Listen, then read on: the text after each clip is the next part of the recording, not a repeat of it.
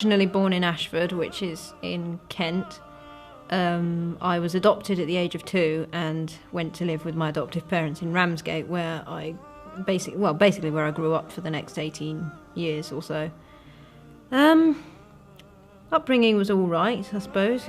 I don't remember much of my childhood, but I assume it was a happy childhood. Teenage years were difficult, very difficult. I was bullied throughout secondary school for various reasons. No one has ever actually told me why, but, it could be anything from my hair to my clothes to the fact that I read a lot of books to the fact that I did well. Anything was picked on. I went to an all-girls school, which was probably in hindsight not the greatest idea ever. Girls can be very, very cruel. And then after my GCSEs, I moved to a mixed sixth form at a boys' grammar school, and it was slightly better. It wasn't terrific, but it wasn't as dreadful as the girls' school. Did my A-levels there. Applied for various universities. The nearest one was in London. And then I got accepted to the University of East Anglia, where I'm currently in my final semester before graduation in July. Met my partner at university. We still live in Norwich, but I'm hoping to get onto a Masters in Music Therapy course at Anglia Ruskin in Cambridge. So if I get that place, we'll probably move there. My mother was very, very young when I was born. She was 16 and my father wasn't around. He knew about me and he knew that my mother was pregnant, but he wasn't really there. And my mother went to live with a man who was, shall we say, very unsavoury. He was not a nice man at all. I don't know much about him, but from what I've read, he wasn't a nice man. And eventually, my mother put me up for adoption and then took me back and then put me up for adoption again and took me, and we went round and round like that. And eventually, a judge said that the situation at home had become bad enough that there was no leeway. I was being adopted, and that was that. So I think it was just my mother's youth and the fact that she just wasn't ready to have a child, I guess. I mean, 16's realistically too young for a child. I think I was 11 when I was first told, but I don't remember it. The first time I can remember was when I was about 16 or so. At the time, I was really angry. Really, really angry. I felt like my adoptive parents had lied to me throughout my life, and I'd had a pretty bad teenage life anyway. So that, on top of everything else, was kind of the catalyst that just triggered I basically hated myself. I thought, well, who's going to want me? My own parents didn't want me, and I had to be given to somebody else to bring up. And I did hate myself. I hated my parents, both sets of them. I was just really angry. I mean, it really, really hurt to be told your parents aren't your parents. But I think now, having met my I say I've met them. I've met my biological mother and spoken to my biological father. I think it was for the best because, I mean, even now they're one of them's nearing 40, the other one's mid-30s, I'm sure they're very lovely people, but they didn't want to know. They didn't want to know me. They didn't want, And I think it was probably for the best in the end. I mean, it still hurts to know that I have biological parents out there, one of whom has children. So I also have half-siblings as well. But at the end of the day, it's not my decision to make. It's their decision, and I've always said, if they want to talk to me again, if they want to try again, then the door is always open, but I'm not going to put myself through heartbreak for people who don't want to know. It started initially when I went to secondary school, so when I was about 12 or 13, and I was a very naive child, but I knew I was being bullied because the primary school I went to, everyone was generally nice. I mean, you got the odd joke and the odd complaint, but no one bullied me. And I knew I was being bullied because I knew it wasn't right, but I didn't know why. And it was really tough to deal with that, to go into school on a daily basis and have everybody calling you names or, throwing your books around. One girl, I've played the flute since I was about 11 or so, and one girl actually stole my flute and put it in her locker, which culminated in me running around the entire school trying to find it. And to hear that on a daily basis is just really soul destroying. There is nothing like being bullied to break a person down. I mean, I hated the fact that I was clever. I hated the fact that I was good at things. And I went inwards. I thought, well, if all these people are saying all these bad things about me, then it has to be true. Because why would they say it otherwise? And I've only just started to heal from that, and I've only just started to say, okay, maybe what they said wasn't true. Maybe it was just people saying it. But, 7 years, people say to me, why can't you just get over it? And I turn around to them and say, I went through 7 years of it. 7 years, most days of the year, of people saying, you're ugly, you're too skinny, you're a nerd, you're frigid, things like that. And when you hear that on a day-to-day basis, eventually it sinks in and becomes the truth for you, almost like a gospel. You believe it so much that when someone says, well, actually, you're not like that, you're a lovely person, you either think they're lying or you think they're just saying it out of pity. And for a long time, I thought any person that I went out with, any boyfriend that I had, was literally just with me out of pity. Even up until about 6 or 7 months ago, I thought my current partner was with me out of pity. Because he thought, I don't know, I thought people were with me because I couldn't cope on my own. I thought people were with me out of pity. I thought they were people who had nothing left to lose. You literally believe that you are the lowest of the low and you cannot ever achieve anything, and you feel like anything you do achieve will never be good enough. And you just give up on yourself, and you just get through every day and get through this year, get through next year. But there's always this little bit of you inside that's just hoping, praying that things get better. But then on the flip side, when they do get better, you don't trust that things will stay that way. You think, oh, things are good now, but in a few months it will be back to square one and everything will be horrible again.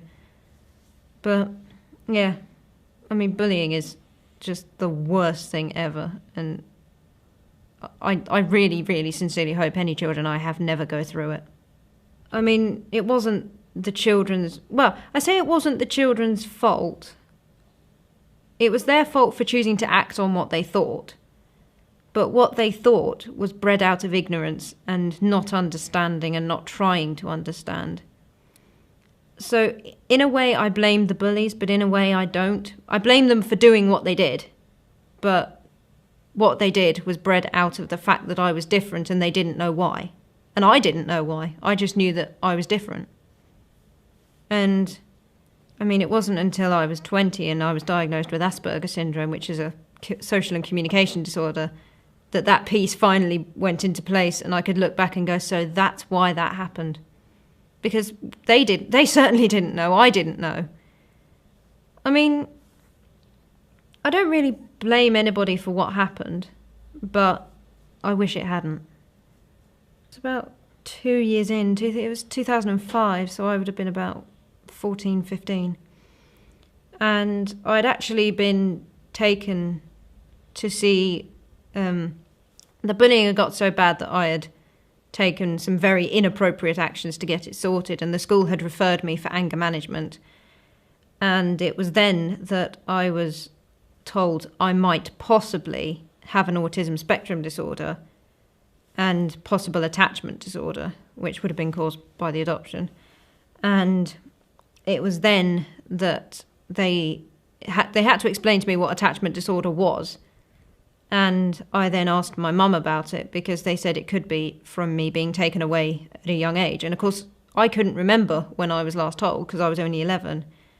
And I asked my mum about it and she said, oh, she basically told me that I was adopted.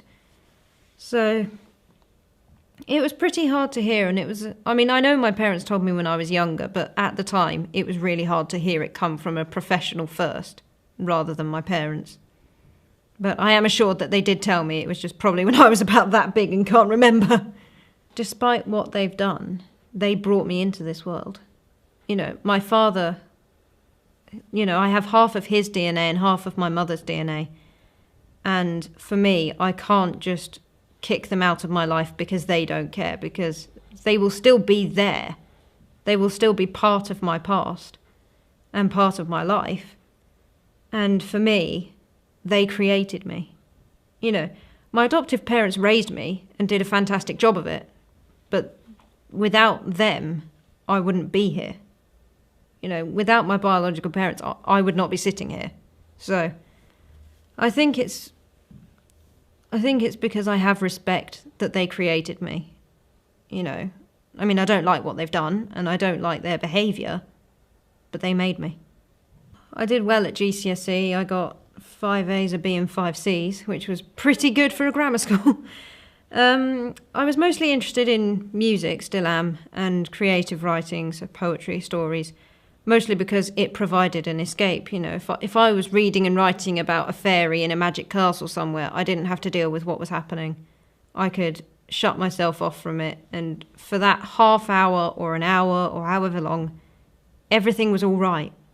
Everything was right with the world. And then it was sort of like a de-stressing. I'd read for hours about anything, and then I'd come back and I'd be more able to deal with what was going on. About my degree, well, it's a music degree, 3 years, final year.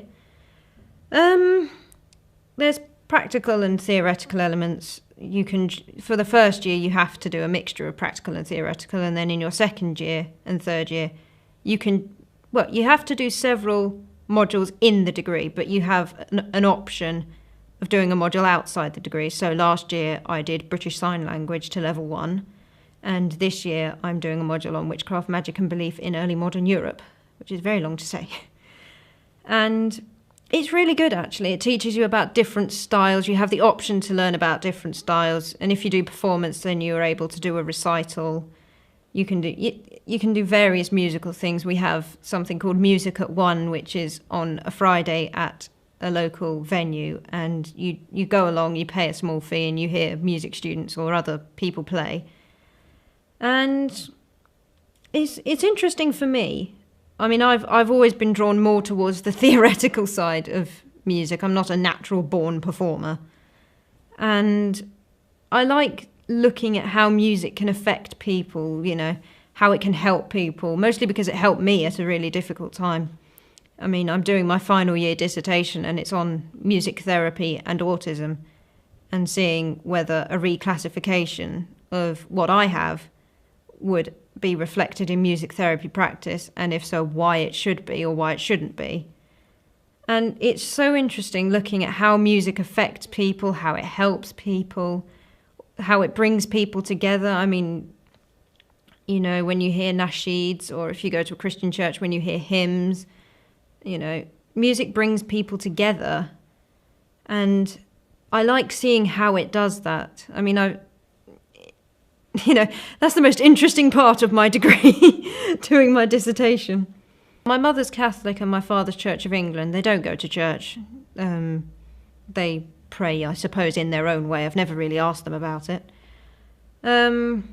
My experiences of religion in the family come from the fact that I was raised a Christian until I was 12, and I was christened and baptised and confirmed. Went through all that rigmarole. And then I stopped believing in Christianity after a family bereavement, and then I sort of drifted. I went through phases of picking bits from different religions and making them into my own version of religion, I suppose. And then I flirted with paganism for a couple of years and quite liked it. I still like elements of it. I like learning about herbs. I find that really useful, knowing what you can use different herbs for and so forth. And then obviously I came to Islam. My family are, well, I say they're not really that religious. We don't go to church on a Sunday. We don't do all that. We don't say mass. We don't say grace. We did have Christmas and Easter, but there was not a lot that was really for a religious purpose about it. It was just a celebration of Christmas or Easter. In reality, my family's not overly religious. I think we're probably the most liberal when it comes to religion. As I said, we had a family bereavement, and for me, after that family bereavement, I started questioning that if God was really such a good person and so forgiving and merciful, how could he do this to our family? How could he take away someone who was so central to our family? And I guess I just stopped believing that there was a God at all. I mean, I took some elements of Buddhism with, I believe in reincarnation and karma, and I took some elements. I still hold true to some values from Christianity, the most important one being the sanctity of marriage. I believe in that absolutely, and I do not believe in divorce. I would not divorce unless there were very, very extreme circumstances. But I kind of took the moral meaning from different religions, and those morals became central. So doing good to other people, helping those in need, respecting other people's differences. But I never really followed a set religion, because for me, in my very illogical brain as a teenager, religion meant bad things will happen. You will have a good period of time, and then you will have a massive calamity befall on you, and you will suffer heartbreak and misery. And I thought, well, if I don't believe in that, then it will still happen, but it will hurt less.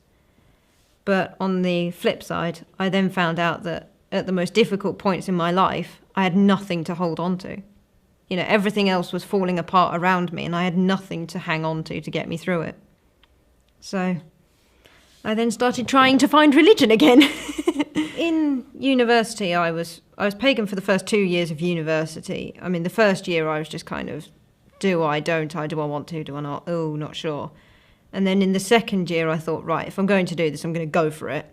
So I became a full-blown pagan, doing all the spells and the threefold rule and the pentacle and all that stuff.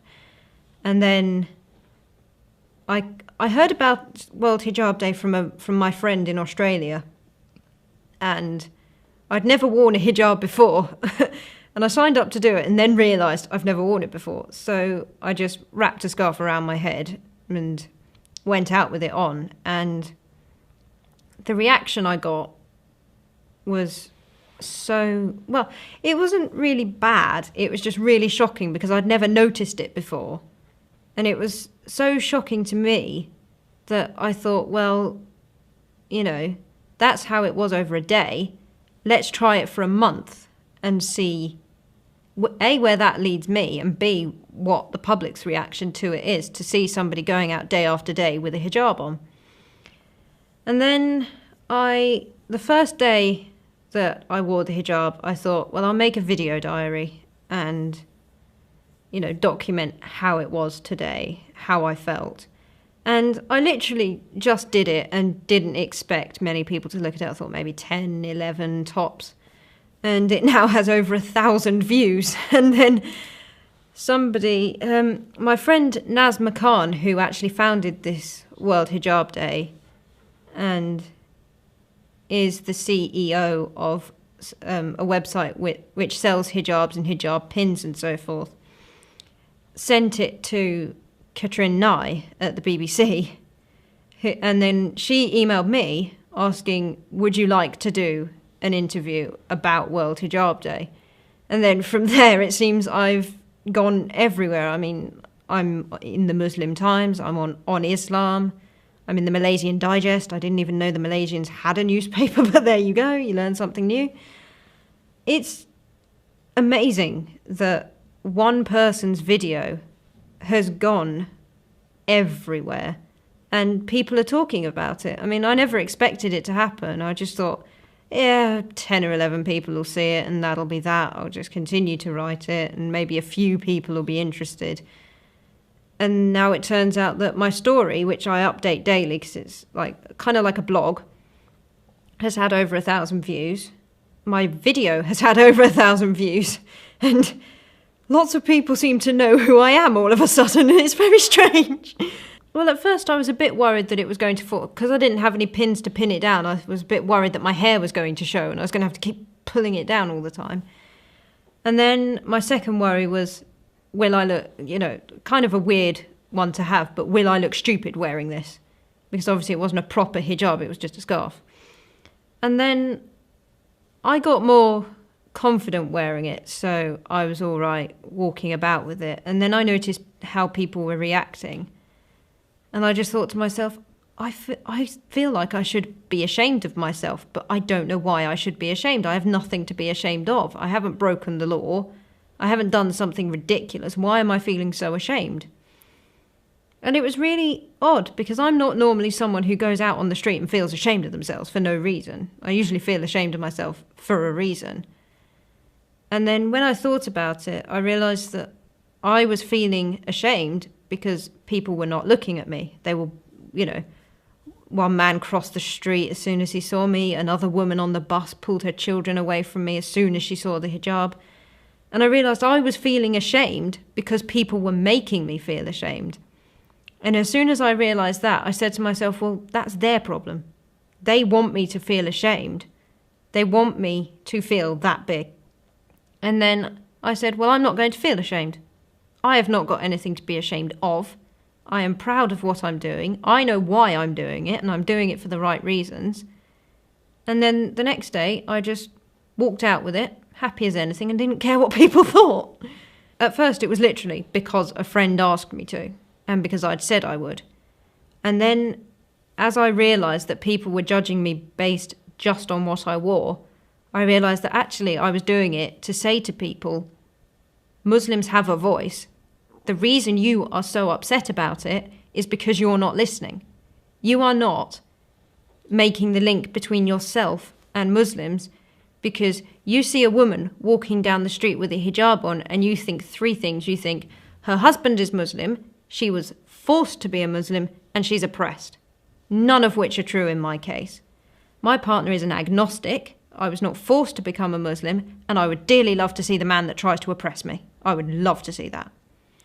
And for me, it then became about not silencing other Muslims and not standing up and being a figurehead for a cause. It was about saying to the general public to go and listen, to sit down, be quiet, and let somebody else tell you their story. Because I'm sure lots of people are guilty of it, either consciously or not, but we all judge people in an instant, and we shouldn't really do it. So it became about saying to find a Muslim person and talk to them and to learn about Islam before you start judging, because you can't judge someone based on what they're wearing.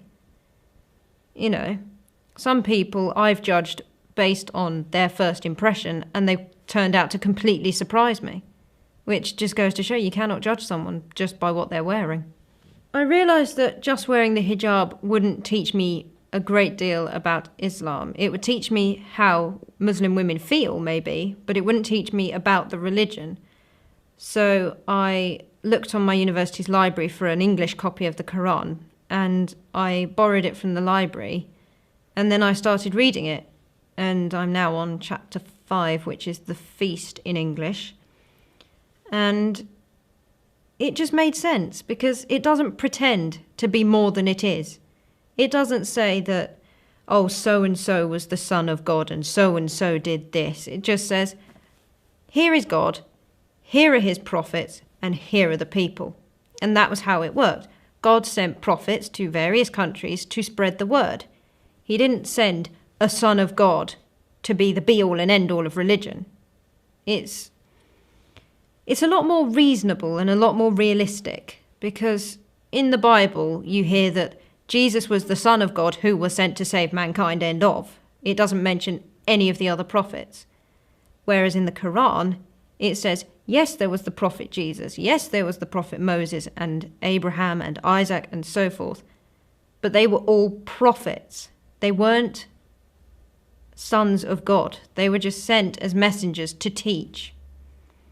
And for me, that was central, that idea of realism, because I can't deal with something that is so unrealistic that it says that there was one man who was, definitely sent from God by him onto this planet all on his own to go and save the entirety of mankind. It can't work like that, because we hear about Prophet Jesus in the Bible when he was 5, and then there is absolutely nothing until he's about 20 odd and starts doing all these miracles. And then you hear about him until he's about 30 odd, and then he dies on the cross. Whereas in the Quran, it says that Jesus was sent to Israel to help the Israelites, and Muhammad was sent to help the Muslims. And that worked for me. If that makes sense, it worked. It made sense. And then I realised that it made sense because it was right.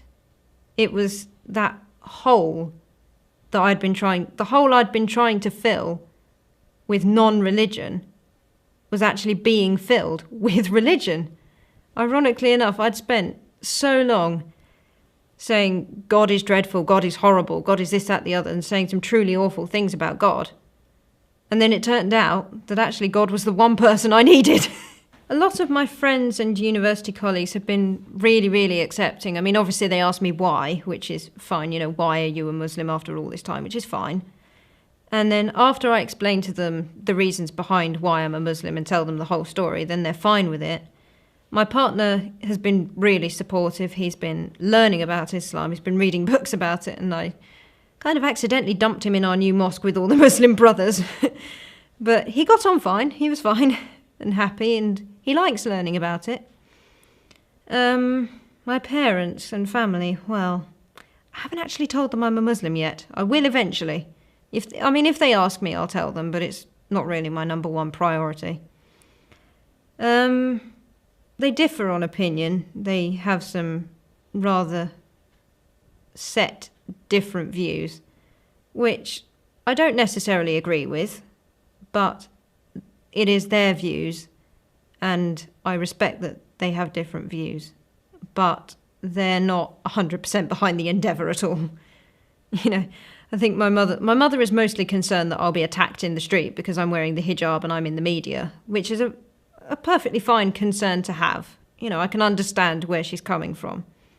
But if I am attacked, I will obviously do what most citizens would do and inform the police. But it is slightly difficult when you tell your parents that you're doing something and you tell them why you're doing it and they can't understand and they can't accept. But hopefully one day. With every other religion I'd researched and looked into, I could always find something that I really, really could not agree with. I think in Buddhism I can't remember what it was with Buddhism, but it was something that I could not fundamentally agree with. Christianity was just too unrealistic for me. All the other religions I'd researched, I had a massive problem with. But with Islam, although I do have some problems, like the fact that I can't have a Muslim wedding because my husband is not Muslim, it's not something I fundamentally disagree with, because I can still marry my partner, and I am still marrying my partner, but it won't be in a Muslim ceremony.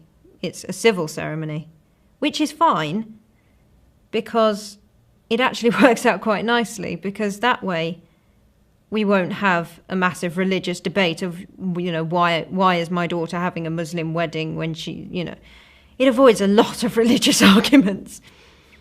But I'm still learning about Islam, and I'm sure I will encounter some things that I say, well, I don't really agree with that. But I don't have there is no fundamental thing with Islam that I disagree with. And I think that was the clincher for me, because if I can't fundamentally disagree with it, then it must be the right religion. I've had a lot of, mashallah, you look beautiful in your hijab, thank you for doing this, this is exactly how we feel. I have had a few imbeciles sitting behind a keyboard saying, oh, you look ugly, oh, you look stupid, this is just, white guilt or hijab tourism. But they don't know me, and they don't know why I'm doing this. So, you get the odd idiot sitting behind a keyboard playing Mr. Invincible, but most of the support I've had has been really positive, and people have said, this is a great idea, how can I get involved, how can we help, and hopefully World Hijab Day will go global and we'll do it again next year. It's the responsibility of, first and foremost, being honest and admitting that, yes, it will be hard in the beginning, but if you stick with it, it gets easier. Allah does not want you to have a hard life. And I would say that for young girls who are getting bullied because of the hijab, remember that it is not your fault and it's not your problem. It is the person who is bullying you who has the problem. And all you can realistically do in those circumstances is smile, reply civilly, and then talk to somebody you trust about it, whether that's Allah or your parents or somebody in school that you can trust. But don't do what I did and bottle it up for years. Don't do that. Go and talk to somebody and say, this is how I feel, this is what's happening, and something needs to be done. Whether it's educating our young children more about different religions, whether it's having a zero tolerance approach to religious bullying. But above all, just be proud of who you are. Allah created you this way. And although you don't know why He created you just yet, at some point in your life you will know why. And you will know what you were created for. And it has taken me a long time to realize that I was created for a purpose. I don't know what that purpose is yet, but I know I will do at some stage. And the best thing you can do is just be honest about it. Admit if you're having problems. Admit that it is difficult at times. But above all, just trust that things will get better, because they will. It might seem really horrible now. If someone's watching this and they're afraid to go into school the next day because so-and-so is bullying them, it's hard now. But in 5 years' time, that person that's bullying you will not be important in your life. They won't even feature. Half the people who bullied me are not within 100 miles of my life. They don't know what I've gone on to do, and I don't know what they've gone on to do. So just trust that things will get better. Norwich has finally got its first new mosque, yay, which is actually 2 minutes from my house. You just go across the road into an alleyway, turn left. And it was really nice, actually. Not only was I going into a new building, but it was the first time I'd gone into a mosque in any capacity. And I think it can only be described as feeling like you're coming home after years and years of travelling. I just felt this is the right place. This is where I am supposed to be. And then when I met all the sisters upstairs with all the children who call me auntie and, I just thought, this is what's supposed to be happening. I was supposed to come here. And I don't know, it just felt so peaceful and so calm. It was almost like the mosque was saying, you don't have to worry about this anymore. You know what you're supposed to be doing now, and right now this is what matters. Everything else can wait for a bit. But it was really, really nice to be there. I definitely think that this was supposed to happen in some way. I do think that I was supposed to do this, and, I firmly believe that if it wasn't meant to happen, I would have had some sort of sign, I would have been turned down for something. In terms of my relationship with my partner, if it was really not supposed to happen, we wouldn't be together now. And I do think that I was meant to do this. I was meant to be sitting here and telling people to listen to other people. As for what I'll be doing in the future, well, only God knows that, and I will probably know at some point in the future. I would like to be a practicing music therapist and use music to help people the way it helped me. And so I'd like to have that as my career. Obviously, I'd like a house and a couple of children. That would be nice. And just to continue, not really standing up for people, but drawing attention to people and saying, listen. I think I will go to my grave saying listen, and just listen to other people. Because one of the crying shames of the 21st century society is that we have forgotten how to listen. We judge people and that's it. We don't actually sit down and talk about things that we don't understand. We either try and get rid of them or we just ignore them. And you're not going to breed any tolerance by either ignoring it or removing it. I would say the first thing to do, if you want to know about Muslims, find a copy of the Quran and read it. If you haven't got a lot of time, read a few bits of it. Read about Islam, read about Muslims. And if you have any female Muslims in your area, or any Muslims for that matter, go and talk to them. Ask them why they are a Muslim. Were they born a Muslim? Did they convert? Did they revert? And for female Muslims, ask them why they wear the hijab. Because I can bet you 9 times out of 10 it's not because their husband told them to. I can bet you that. Won't be because their husband told them to. I mean, a lot of the time, one of the questions I get asked all the time is, did your partner force you to wear the hijab? No, he didn't. I would like to see him try. He did not force me to do anything. I chose to. And I think the best thing to do would be to ask why. Why this, why that? But don't go up to someone in the street and start interrogating them, Start a conversation and then maybe say, I've heard such and such, I don't know, I've heard that Ramadan is a period of fasting. Does that mean just food or does it mean drink as well? And then actually listen to the answer. Don't just ask it for the sake of asking, because you won't learn anything from that. Actually listen to the answer.